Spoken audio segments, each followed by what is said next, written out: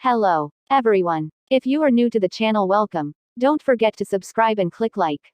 Now let us continue with Myne's adventures in Ascendance of a Bookworm. Bring me to the forest. The forest snow had started to melt and seeds were growing, or so TehShy told me after coming back from the forest. Kids going to the forest for gathering meant that my horrible hibernation was over. I had learned how terribly full of spare time life was without books. But never again would I suffer through that. Because now, I can make clay tablets. TehShy said that there's still so much snow it's hard to walk and there's not much to gather anyway. But the relative lack of plant life is no problem to me. What I want is sticky clay, and I'll find it if I dig into the ground. I want to go to the forest and make clay tablets. As long as I can reach the forest, it's my win. Of course, I wouldn't be going to the forest alone. I needed TehShy by my side, to keep an eye on me. Which meant I needed to do a little more begging. Please, TehShy, I said while sliding up to her. I want to go to the forest too. I want to be friends with everyone. Please take me with you to the forest. No way. You can't walk that far. Her response was the exact same as last time. But if I backed down, it was all over. I had to resolve her lack of trust. I've gotten a little stronger. If I can't walk that far, I'll just wait at the gate. Please. TehShy was hesitant, but I had spent every day exercising, eating healthily, walking to the well with TehShy to wash dishes, and just generally building up strength. I should be strong enough to go by now. Only if Dad says okay. TehShy gave up on shaking me off and dumped the responsibility onto Dad. That was inevitable anyway, since he would need to take care of me if I had to stop at the gate. I shifted my sights to convincing Dad.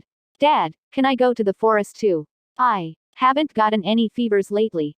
Good point. I had been very careful over the winter, so I only got fevers and passed out 5 times total. That's a lot less. Okay. My family was really impressed. They're like, wow, that's amazing. You're doing so much better. And they mean it. Not being bedridden with fevers all the time meant that I could eat decent meals more often, which naturally meant that I ended up with more nutrition. And I started growing a bit more. I wasn't as tall as the average kid my age, but I had definitely gotten stronger. Probably. If I really can't make it, I'll just rest at the gate. Please. Please. Dad fell into thought. The fact he didn't turn me down immediately like TehShy gave me hope. I kept up my attack, wanting his permission no matter what. I just need to get used to it. There are 3-year-olds that go to the forest, right? There's no way I can't go myself. I mean, that's true, but those are the 3-year-olds so packed with energy that they rampage around the house. Their parents are basically kicking them out. All right. So I can go to the forest if I throw a tantrum. No need for that. Don't be dumb. I was desperate to get Dad's permission because once spring came Mom would start working again, which meant that I would need to go to Gerda's place for babysitting again. That place was horrible for me, mentally and emotionally. I hated it there. I'd avoid going there again at any cost. I didn't want to see kids getting neglected. Dad, you're worried about me not being strong enough, right? Well, what can I do, then? What will make you willing to let me go? Good question. Dad closed his eyes to think. I waited patiently for his answer. Stop at the gate for now. At the gate. How long is for now? Until you can walk to it on your own. You can go to the forest once you can keep up with everyone. In other words, he wasn't letting me go to the forest that easily. I got the feeling that the clay tablets of my dreams had gotten a little further away. But getting strong enough to walk to the gate on my own was absolutely necessary for Dad to trust me despite my history of weakness. Well, it's not going to the forest, but at least this way I don't have to go to Mrs. Gerda's. Okay, that works for me, Dad. I nodded and saw Dad's expression soften with relief. He probably thought that if I had refused, I actually would have thrown a tantrum. Hey, Dad, does this mean I'll be walking home after reaching the gate? No, you can stay and have Otto teach you letters. Wait, really? Dad got that jealous over Otto teaching me letters, and now he doesn't mind at all. What in the world happened to him? I tilted my head in confusion as Dad furrowed his brows a little. Your body's weak, Myne. But Otto said you're smart. He said you'd have no problem getting a job that uses your head. The best thing I can do is let him teach you letters. The more you know, the easier that'll be. Otto had understood my musclehead father's love for his daughters and given him the perfect argument to convince him. I was so grateful that I could almost cry. I hadn't expected at all that he would officially let Otto be my teacher. I was thinking you'd be a good fit for a job that uses your hands, but Otto told me jobs that take smarts pay better, and they'll be easier on your body. Jobs that take smarts. What kind of jobs are those? I couldn't imagine what kind of jobs there would be in this world for smart people. Were there really any jobs where I could just use my head? Well, he said there are people that write paperwork for administrators and nobles. You could do that at home when you're feeling unwell, no problem. Writing paperwork for others. That was probably similar to a paralegal back in Japan. That was definitely the kind of job I could do at home, as long as I was qualified. Though I had no idea what getting qualified would imply. Otto's a soldier, but he used to be a traveling merchant. He's still got some connections to the Merchants Guild.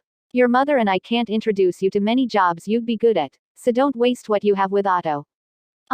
Dad sure has gotten mature about this, huh? Thanks, Dad. I'll do my best. As Dad ruffled my hair, I turned to look at Tuli. Tuli, will you help? You won't make it. Tuli shook her head. She also took good care of me as her little sister, helping me with whatever I needed, but she wouldn't budge on taking me to the forest. Dad seemed like he was on Tuli's side there, so he just nodded gravely. I know she won't. Not now. But Myne's the one who'll suffer if she can't make it to the forest. That's true, but she'll get in the way. She will. Right now, she's a burden on everyone. Both Tuli and Dad considered me a burden. Dead weight. I knew it was true, but hearing them say it right in front of me really did hurt. She needs to get strong enough to walk as fast as everyone else first. Until then, she'll stop at the gate. I'll walk with her until she can reach the gate. Once she gets strong enough for that, I'll want your help, Tuli. In that case, I'll do my best. Tuli, with her strong sense of responsibility, gave a big nod. But I just slumped my shoulders. My family had utterly no faith in my strength whatsoever, just like always. I can't believe they think I won't even make it to the gate. Don't they know I barely get out of breath walking to the well now? Sheesh. The next day, I went to the gate with Dad in the late morning, when the sun was already high up. I could only go to the gate with him when he had noon duty. There were 3 shifts at the gates. Morning duty, from the opening of the gates to noon. Noon duty, from noon to the closing of the gates, and night duty, from the closing of the gates to the opening of the gates. Until I could walk to the gate on my own, I would need to walk with Dad on the way there and then, depending on my health, either wait for Tuli to come back from the forest or wait for Dad to finish work so I could go home with him. Don't push yourself too hard, sweetie. Keep a close eye on Myne, Gunther. Yeah, course. Let's go, Myne. Bye-bye. I waved Mom goodbye as she looked on with worry, and then held hands with Dad as we walked to the gate. I had built up enough strength that I didn't need to rest as soon as we reached the bottom of the stairs, but by the time we reached the main street, I was already a little out of breath. You know, now that I think about it, I've never walked to the gate on my own before. Someone's always carried me on their back or shoulders, not to mention the cart. Feeling all right, Myne. I'm still okay. If I gave in too soon, he might never let me go to the forest for the rest of my life. I said I was still okay to avoid that, but I really wasn't okay at all. My body felt so heavy I wanted to just slump onto the ground. You don't look okay at all, you know. Up you go. Dad let out a sigh and lifted me up. In moments, I was leaning against him and breathing heavily in exhaustion. I can't do it. I'm gonna die. My family was right. I could never make it to the forest like this. Hey, Dad. Otto's going to be teaching me letters now, but is it really okay for me to take that much of his time? What about his own work? Otto worked as a guard. No matter how you looked at it, teaching me to read had nothing to do with his job. We have 5 apprentices that finish their spring baptisms. Part of Otto's job is to teach them to read. It was important for a guard to be at least somewhat literate. If they couldn't read and write the names of people and their jobs, they couldn't do their job properly. So he's going to teach me with them. Yeah, pretty much. But you're not gonna participate as an apprentice guard. You're Otto's assistant. Assistant. Is that really gonna work with a kid like me? There's no getting around the fact that I look like a 3-year-old girl. I don't think anyone will buy that I'm Otto's assistant. Myne. You helped Otto with his work, didn't you? Well, with the budget reports and stuff. But all I did was a little math. I only helped Otto once. He had mentioned swallowing his pride, so I thought it best not to spread the word and thus didn't tell Dad about it. But it seemed that Otto did report it, under fear of getting reprimanded otherwise. Yeah, Otto's been saying for a long time that work's too much for him to handle alone, but nobody has been good enough at math to help. He himself said he wants to teach you letters and make you his assistant. I had asked to learn letters in return for helping him with work, but it looked like he wasn't joking when he said he wanted me to be his assistant. From his perspective, you're gonna be his assistant, but we can't actually give work to a kid that hasn't been baptized yet. So officially speaking, you're just going to the gate to learn letters. Your payment is in slate pens. When you're sick, you don't have to go. Otto was real serious about convincing me, said I wouldn't find a cheaper helper for him anywhere. To sum things up, they wanted me to help Otto with his paperwork while he taught me to read. Preparations for next year's budget season, I could guess. To think that Otto would talk to his superior and work out a plan to get me hired as his helper with a salary of slate pens. I would expect nothing less from a merchant. I got the feeling he was experienced in earning profit without hurting his own wallet too much. Dad and I reached the gate, with him having carried me about half the way there. I needed to rest in the night duty room as soon as we got there. I doubted I'd be able to do anything else. In fact, I was so exhausted that Dad set me down onto the bench himself. It wasn't until past noon that I managed to get up. Hey, Myne, I'm about to start class. Feeling up to it? Otto came looking for me, so I took my tote bag and left with him to the Gates training room. One of the corners inside said room had a table with chairs, and there sat 5 boys who had just been baptized. Those were probably the apprentices that Dad mentioned. Myne is the daughter of my captain, and she's been helping me with my paperwork. She'll be joining you 5 in learning to read. No teasing her or anything like that. Otto introduced me in a very teacher-like fashion and began class.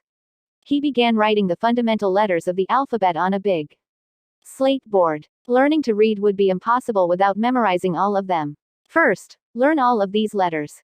He started today by writing 5 of the 35 letters while pronouncing them. I had learned some of them before, so it wasn't too hard to memorize them. You sure are a fast learner, Myne. I like this kind of thing more than physical stuff, so. Unlike nearly all of the children in this world, I was used to studying. Having no resistance toward active studying was the key to learning things quickly, in my opinion. As the saying goes, if you love your work will love you. I honestly felt bad for the 5 apprentices who were holding a pen for the first time in their lives, and had to get used to the simple act of writing before anything. Mr. Otto, I think we've studied letters enough for today, I declared. Upon hearing that, Otto turned around with his eyes wide open in surprise. Wah, already. My gut told me that only about 30 minutes had passed since starting, but those were long, painful minutes for the boys around me. They were already starting to move around in their seats, fidgeting.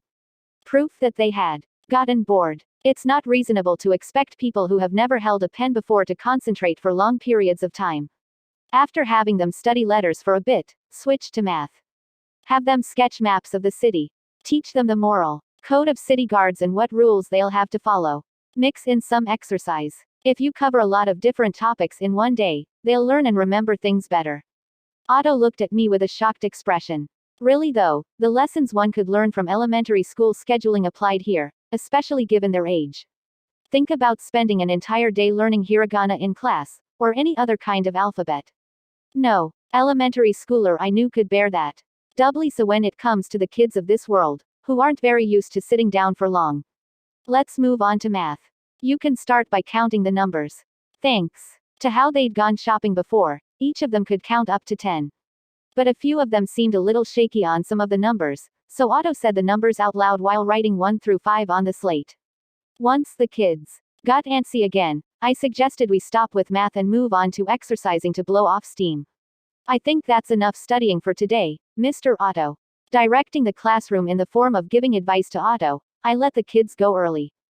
Be sure to memorize all the letters and numbers we discussed today. If you don't, you'll end up behind and it'll take a lot of extra studying to catch back up. Memorizing letters and numbers is a very important part of your job. The children cheered at the early dismissal and left the room.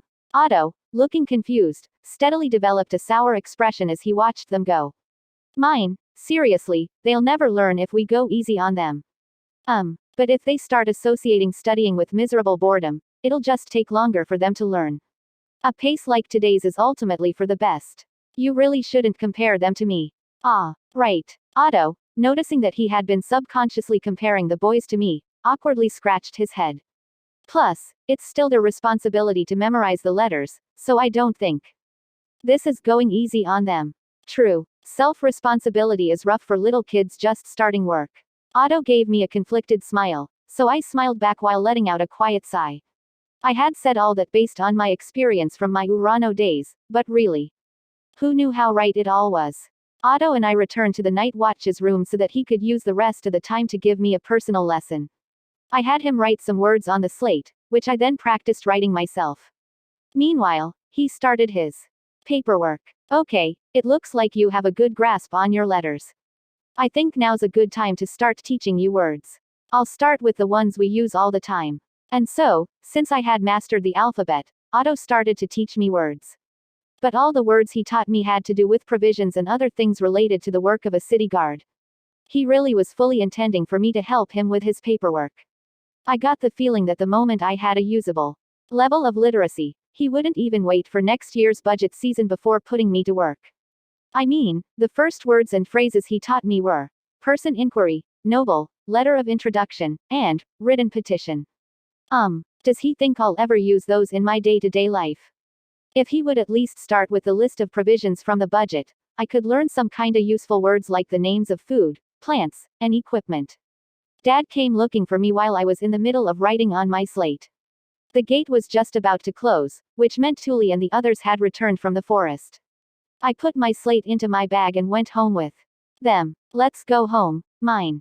The other kids, carrying baskets and various tools and other things for gathering, stared at me and my single tote bag. Wah, Myne, that's Thule's little sister. I've never seen her before. The unrestrained stares of the somewhat dirty children made me reflexively hide behind Thule. Well, there's no helping that. Myne doesn't go outside too much. Apparently, past Myne had barely ever participated in neighborhood social events, so the local children considered her something of a rare monster with a low encounter rate. Thule comforted me by saying, "They're not bullying you, they're just looking," but it didn't really help. "You walking back home with us, Myne?" "Let's." Sincerely relieved to see a familiar face, I looked around to see if Ralph was there too. But I couldn't see him anywhere, despite how much his tall stature and red hair should have stuck out. Where's Ralph today? Is he sick? Ralph turned 7 this spring. He's at work today. Wow. Ralph wasn't even 7 when I met him, I did know him from past Myne's memories, but he was so tall and considerate that I just assumed he was 8 or 9. Wait, is it just me or did Lutz get a lot taller during the winter too? I have to look up a bit more to see his eyes now, I think. With those thoughts in mind, I started walking home. The other kids sped up naturally, likely wanting to get home as soon as possible to unload their stuff. They were just about to leave me behind, but Thule and Lutz backed me up. Don't rush, everyone. You okay, Myne? I was trying to walk as fast as I could, but the group kept getting ahead of me. Children were merciless. They wouldn't wait for me. I was just too slow. They're so fast. Sorry, Lutz. Would you take care of Myne for me? I need to go watch over everyone. Thule had become the oldest out of the pre-baptism children, so she found it necessary to prioritize them over me, especially if Lutz could watch over me. All right, take it slow, Myne. I won't be able to carry you right now if you pass out. Lutz was the only one to stay behind with me and walk slowly. I didn't want to be even more of a burden on him, so I gladly followed his advice and slowed down. What were you doing at the gate, Myne? Learning my letters. Letters. You can write. Lutz looked at me with utter shock. I got the feeling his eyes were shining with respect and admiration for me, but I didn't know enough words to really say that I could write. His admiration was just kind of making me feel awkward. I can still barely write my own name. I'm still practicing. Holy cow, Myne. You can write your own name. That's awesome. He looks even more impressed now, somehow. I really didn't think anyone would get this impressed by me being able to write my name. But thinking about it, I remember Otto mentioning that in a rural village only the town chief will know how to read and write, and that Dad was pretty amazing. Just for being able to write names. I'd looked down on him, thinking that it was obvious to be able to do that much, but in truth I should have been impressed. I now understand just how important being able to help with paperwork really is.